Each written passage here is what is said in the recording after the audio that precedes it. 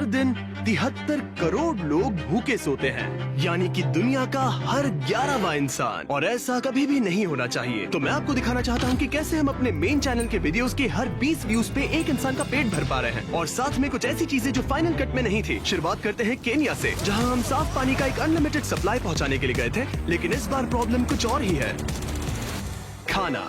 Studies से हमें ये पता चला कि अगर बच्चों को स्कूल में खाना मिले तो उनकी अटेंडेंस 50% तक बढ़ सकती है और उनके एग्जाम स्कोर्स भी 20% तक इम्प्रूव हो सकते हैं। अब इसकी वजह से आगे इस वीडियो में मैं ये पूछने निकल पड़ा कि यहाँ खाने की इतनी कमी क्यों है, और जो मैंने जाना उससे मैं दंग रह गया। ये दुनिया की सबसे स्टूपिड प्रॉब्लम है। कैरल, जो यहाँ के कई स्कूल्स की प्रिंसिपल हैं, वो बता रही थी कि जब बच्चे मालनरिश्ड होते हैं तो रिसेस में खेलने के बजाय वो बस पड़े रहते हैं। जब आप स्कूल में आते हो तो वो कमजोर दिखते हैं, उनमें ताकत नहीं होती है। ब्रेक टाइम में भी बस चुपचाप बैठे होते हैं, खेलने की ताकत नहीं होती है। लेकिन जैसे ही सबको खाना मिला, पूरा माहौल ही जैसे मानो बदल सा गया। क्या तुम्हें खाना पसंद आया? हाँ।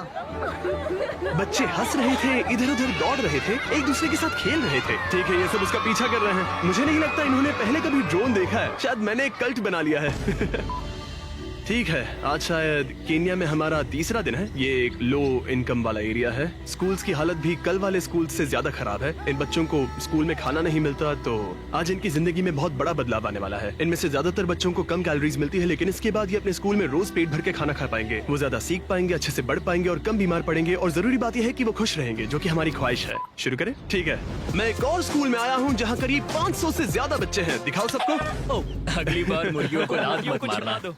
इस स्कूल में 500 से भी ज्यादा बच्चे हैं, सबको दिखाओ।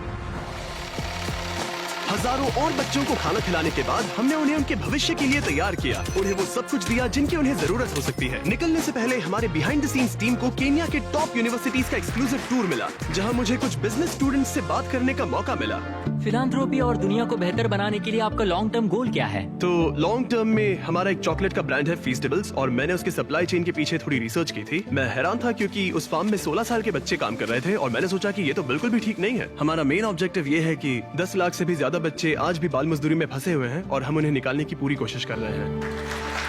और इसीलिए हमारी अगली मंजिल मेरे लिए खास मायने रखती है। हम है घाना में, यहीं से हम फेस्टिवल्स के लिए अपना ज्यादातर कोको लेते हैं। तो यहाँ जो स्कूल मील प्रोग्राम्स हैं वो मेरे लिए ज्यादा स्पेशल हैं। मेरे लिए? हाँ।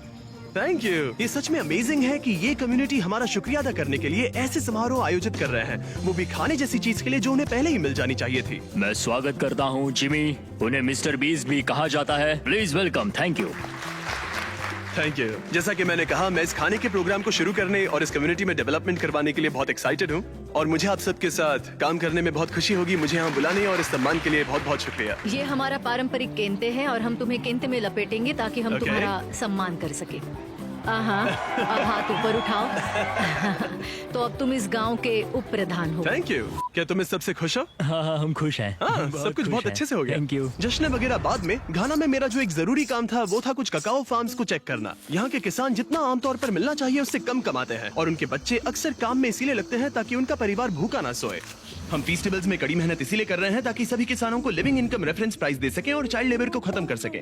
मैंने ककाओ फार्म्स को पर्सनली देखा, और हमने इस पूरे मिशन को बढ़ावा देने के लिए एक वीडियो शूट किया। बिग चॉकलेट अपने फार्मर्स को इतने कम पैसे देता है कि वो एक दिन में $1 से भी कम कमाते हैं। पहला, हम हमारे सारे ककाओ फार्मर्स को एक लिविंग इनकम रेफरेंस प्राइस देते हैं। दूसरा, हमारे सारे ककाओ फेयर ट्रेड सर्टिफाइड है, जो एथिकल सर्टिफिकेशन का गोल्ड स्टैंडर्ड है। आपका शुक्रिया, बहुत बहुत शुक्रिया। आपसे कल मिलता हूँ। ठीक है। चलो चलते हैं। Hello, thank you. जो भी लोग मेन चैनल के वीडियोस देखते हैं उन्हें इसका असर पूरी तरह से नहीं समझेगा। इससे बहुत सारे बच्चे स्कूल में रह पाएंगे और वो फेल भी बहुत कम होंगे। वो ककाओ फार्म से बाहर निकल पाएंगे, जो मैं फेस्टिवल्स में करने की कोशिश कर रहा हूँ। हमने यहाँ स्कूल मील प्रोग्राम शुरू कर दिया है। अजीब लगेगा, लेकिन इन्हें 10 और नए एडमिशन मिल गए हैं, क्योंकि अफवाह फैल गई है कि मैं स्कूल मील प्रोग्राम शुरू कर रहा हूँ। और कुछ दिन पहले शुरू करने के बाद और 11 बच्चे स्कूल में भर्ती हो गए। सिर्फ मुफ्त में खाने की वजह से 21 बच्चे आ गए, जो कि बहुत अच्छा है, क्योंकि 21 बच्चे शायद उन ककाओ फार्म्स पर ही काम कर रहे होते। इन्होंने कहा कि यहाँ के करीब 97% बच्चे ककाओ फार्म से आए हैं, और अब वो अच्छे से खा रहे हैं और पढ़ाई भी कर रहे हैं।